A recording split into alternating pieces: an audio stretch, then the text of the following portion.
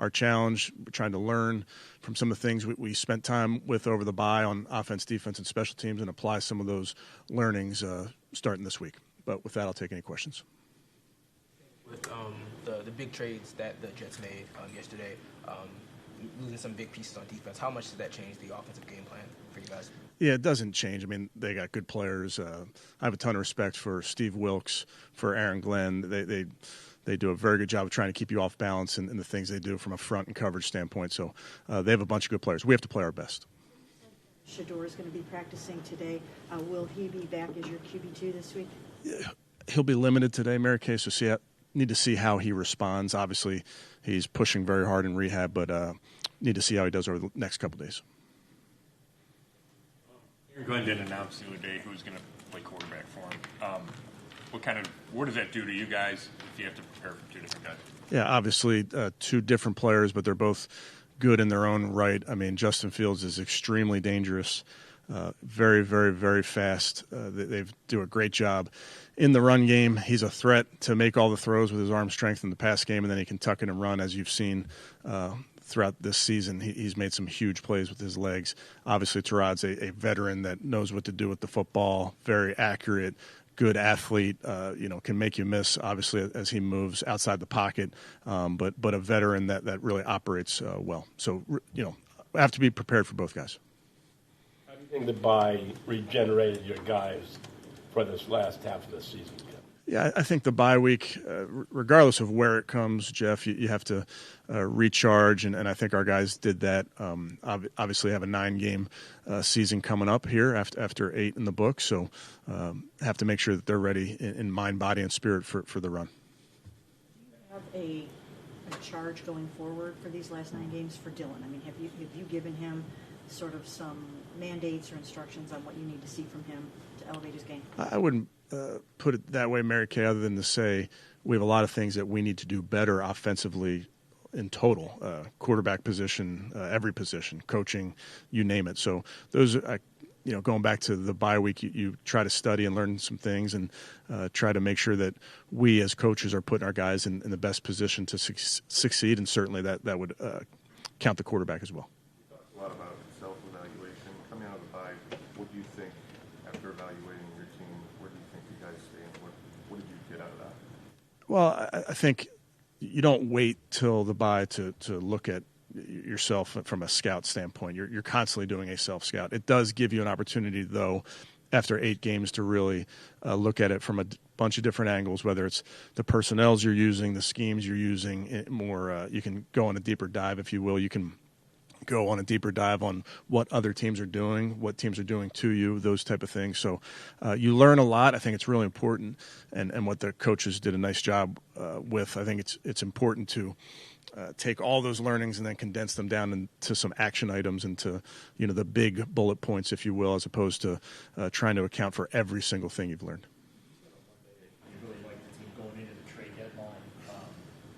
Outside of the one move yesterday, a lot of the guys that were speculated that could potentially be moved are still here. Do you think that can help inject some life into the team as well, now that has passed and this is the team going forward and they can all focus? Yeah, I understand the question, Daryl. I don't know how much guys spend time thinking about those type of things. I know it's speculative, and I know there's plenty of news outlets that cover those type of things, and that's what you have to do. But our guys don't spend much time on that. We kind of keep our focus where it is, and so that's the sense I've gotten from the guys. At the time of the draft, both you and Andrew said Dylan Gabriel that his height didn't show up on college game film. Mm-hmm. Do you think it's showing up now? I mean, his inability to get the ball to the receivers. Yeah, I understand the question, Tony, but I would not characterize it that way. We need to play better as an offense.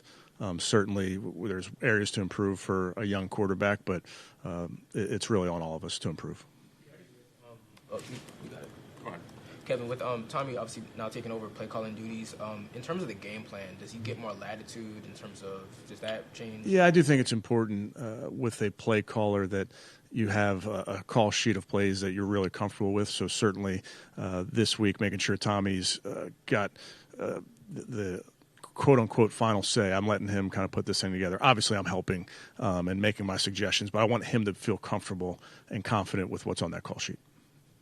Dylan, how do you think the bye week can help a rookie quarterback, especially coming off what was a difficult game for him?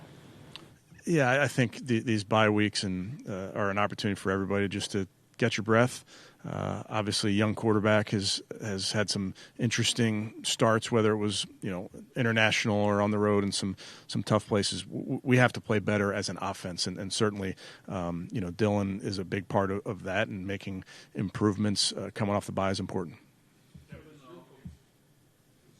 Operationally different when you're not calling the plays? In some ways, yes, but again, I think it's my job. Like I've told you guys before, I want to try to set people up for success regardless of what their role is. So if Tommy's role is changing a little bit, I need to do my part to help him out.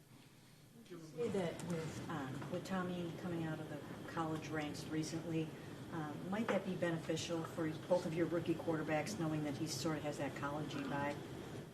I think it's probably a good question to ask Tommy, Mary Kay. I think Tommy's got the right way about him with veterans and young players, but certainly, to your point, when you're in the collegiate game, there's things that are different about the game, so it does help to, as you explain certain concepts or the way defenses play, I do think there's value in that. Give Tommy final say on plays. Does that mean he'll have final say on whether to go for it on fourth down? No. More as editor-in-chief. Let me put it that way, when you're putting a game plan together. At the end of the day, I get final say. We all know that. But I wanted to make sure he's comfortable with what as we put the plan together. Game. Obviously, Quinshawn's been fine, but it seems like it's a struggle with Dylan and even Jerome a little bit. Have you given any thought to Rocket, using him, getting him some carries? Yeah, we like the guys we have. Obviously, every week you're looking at different pairings that you may have available to you with the inactives, but we like the guys we have. We have to do our job, like I said before, in the schemes and setting our guys up for success. Right, to stay with a foot. Is he out for the week? Is this a long-term thing? We'll see how it goes the next couple days. Okay, thanks, guys.